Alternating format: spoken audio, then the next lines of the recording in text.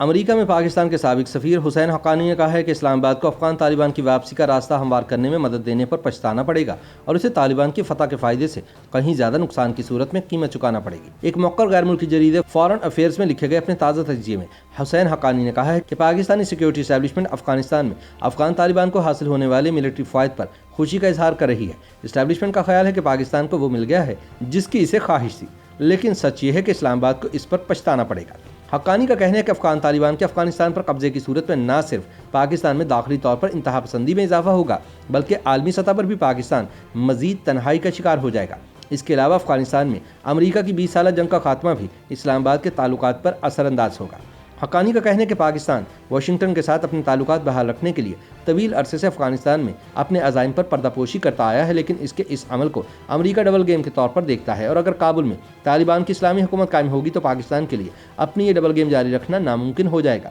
کیونکہ طالبان اپنی فتح کی صورت میں پاکستان کے ساتھ رہیں گے جبکہ امریکہ کے ایسے کسی اسلامی انتہا پسند گروپ کے ساتھ طویل المدتی صلح کے امکانات نہیں ہیں۔ حسین حقانی کے تجزیے کے مطابق پاکستان کو خوفناک صورتحال کا سامنا تو تب ہوگا جب اسے بے قابو ہوتے ہوئے افغان طالبان کو لگام ڈالنے کے لیے عالمی مطالبات کا سامنا کرنا پڑے گا اور وہ دونوں کے درمیان پھنس کر رہ جائے گا۔ حقانی کا کہنا ہے کہ اسلامی انتہا پسندی نے پہلے ہی پاکستانی معاشرے کو فرقہ وارانہ خطوط پر تقسیم کر رکھا ہے، ایسے میں طالبان کی فتح سے پاکستان کے داخلی امن اور سلامتی پر تباہ کن اثرات مرتب ہوں گے۔ اگر ان حالات میں پاکستان کی جانب سے افغان طالبان کو مزید مضبوط کرنے کی کوشش کی گئی تو ہو سکتا ہے کہ ان کے مخالفین اس کی جارحانہ مخالفت پر اتر آئیں، اور اگر ایسی کوئی لڑائی ہوئی تو پاکستان کو مہاجرین کی ایک نئی لہر سے نمٹنا ہوگا۔ حقانی کا کہنا ہے کہ ملک میں چھڑنے والی اس خانہ جنگی سے معیشت کو مزید نقصان پہنچے گا۔ حسین حقانی کے مطابق پاکستانی ریاست کی پرو طالبان پالیسی کے نقاد طویل عرصے سے اس قسم کے منظرنامے کی پیشگوئیاں کر رہے ہیں۔ اسی دوران اسلام آباد میں براجمان ایک کمزور سویلین لیڈر نے ایسی پالیسی سے اتفاق کیا ہے جس میں افغانستان میں بھارتی اثر و رسوخ کے خاتمے کو ترجیح دی گئی ہے۔ حقانی کہتے ہیں کہ پاکستان نے کئی اشروں سے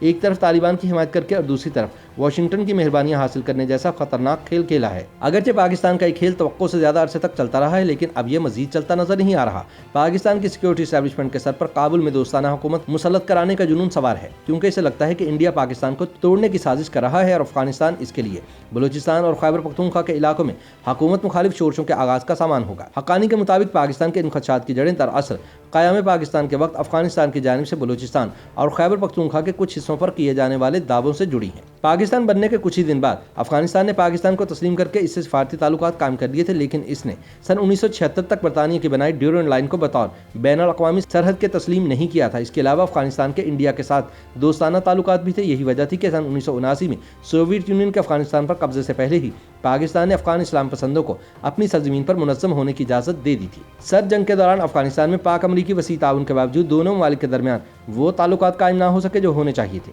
امریکہ سوویت یونین کو شکست دینے کے لیے افغانستان کے ذریعے مجاہدین کو اسلحہ فراہم کرتا تھا، لیکن جب سوویت یونین افغانستان سے چلا گیا تو بعد از اس نے افغانستان کے مستقبل میں کوئی خاص دلچسپی ظاہر نہیں کی۔ حقانی کہتے ہیں کہ دوسری جانب پاکستانی حکام نے سوویت مخالف جہاد کو ایک موقع کے طور پر دیکھا جس میں افغانستان کو ایک سیٹلائٹ اسٹیٹ میں تبدیل کر دیا جاتا۔ پاکستانی حکام نے اس بنیاد پر بے انتہا طالبان کی حمایت کی کہ ان کے زیر اقتدار آئندہ افغان حکومت خطے سے بھارتی اثر و رسوخ کو مسترد کر دے گی اور ان کی مشترکہ سرحد پر بلوچوں اور پشتون نسلی قوم پرستی کو دبانے میں مدد ملے گی۔ 9/11 کے بعد پاکستان کے افغانستان میں امریکی افواج کا لاجسٹک مرکز بننے کے بعد بھی اس کے عہدیداروں نے کابل میں ہندوستان کے اثر و رسوخ پر تشویش کا اظہار کیا تھا۔ حقانی کے مطابق پاکستان کے انٹر سروسز انٹیلیجنس کے سابق سربراہ جنرل حمید گل نے سن 2014 میں ٹیلی ویژن پر یہ واضح پیغام دیا تھا کہ ISI نے 9/11 کے بعد امریکہ کی فراہم کردہ امداد کو طالبان کی اعانت جاری رکھنے کے لیے کس طرح استعمال کیا تھا۔ حمید گل نے یہ بھی کہا تھا کہ جب تاریخ لکھی جائے گی تو اس میں یہ بیان ہوگا کہ افغانستان میں ISI نے امریکہ کی مدد سے سوویت یونین کو شکست دی تھی، اور اس میں ایک جملہ یہ بھی ہوگا کہ ISI نے امریکہ کی مدد سے ہی امریکہ کو شکست دی۔ اس کے علاوہ حال ہی میں ایک سینئر پاکستانی عہدیدار نے بھی امریکہ کی طالبان کے خاتمے میں ناکامی پر بڑے فخریہ انداز میں خوشی کا اظہار کیا تھا۔ ان کا خیال تھا کہ واشنگٹن کے اسلام پسند طالبان کے ساتھ سفارتی تعلقات افغانستان میں اس کے اثر و رسوخ کو قبول کرنے کے مترادف ہیں۔ واضح رہے کہ سن 2020 میں دوحہ میں ہونے والے امریکہ طالبان معاہدے پر دستخط کے بعد پاکستان کے سابق وزیر دفاع اور وزیر برائے امور خارجہ خواجہ آصف نے امریکی سیکرٹری خارجہ مائک پومپیو کی طالبان لیڈر ملا عبدالغنی برادر کے ساتھ ملاقات کی ایک تصویر ٹویٹ کی تھی، جس پر ان کا کمنٹ تھا کہ ہو سکتا ہے کہ آپ اپنی جگہ بڑے ہوں لیکن اللہ ہمارے ساتھ ہے، اللہ اکبر۔ ख्वाजा आसिफ ने अमेरिका को इसकी नाकामी पर तनकीद का निशाना भी बनाया था। हक्कानी का कहना है कि हमीद गुल और ख्वाजा आसिफ जैसे पाकिस्तानियों के लिए तालिबान की मुतवक्के फतह भी पाकिस्तान की खुफिया कार्रवाइयों की फतह है, लेकिन इस फतह का नतीजा गलत ही निकलेगा। हुसैन हक्कानी का सवाल है कि 30 साल तक जिहादियों की हिमायत करके पाकिस्तान को क्या हासिल हुआ? इसके मुआशी हालात बेहतर नहीं हो सके सिवाय इस अरसे के जब इसे अमरीकी इमदाद मिलती थी। इस अरसे के दौरान अक़लियतों पर दहशतगर्दाना हमले किए गए, मुतशद्दिद तनाज़ात को हवा दी गई, जबकि फ्रांस में हुकूमती सरपरस्ती में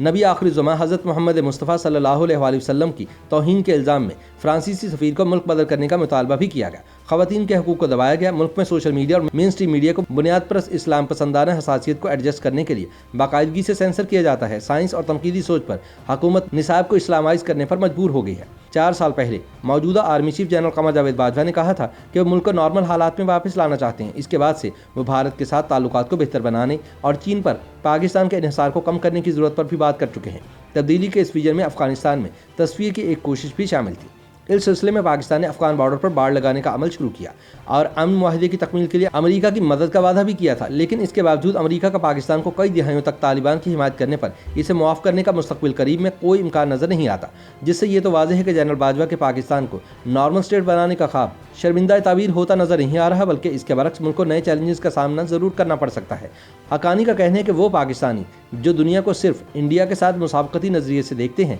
तालिबान की आने वाली फतह उनके लिए शायद कोई तसल्ली बख्श चीज़ हो, क्योंकि अफगानिस्तान में पाकिस्तान की प्रॉक्सीज कामयाब होती नजर आती हैं। लेकिन याद रहे कि पाकिस्तान को तालिबान की इस फतह के फ़ायदे से कहीं ज़्यादा नुकसान की सूरत में भी कीमत चुकाना पड़ेगी। YouTube पर गूगली न्यूज देखने के लिए youtube.com की सर्च बार में गूगली न्यूज टीवी टाइप करें। गूगली न्यूज के पेज पर सुर्ख रंग के सब्सक्रिप्शन वाले बटन पर क्लिक करना ना भूलिए। YouTube पेज पर अपलोड होने वाली वीडियोस से बाखबर रहने के लिए बेल आइकन पर क्लिक कीजिए। आपको हर नई वीडियो के बारे में नोटिफिकेशन मौसूल हो जाएगा।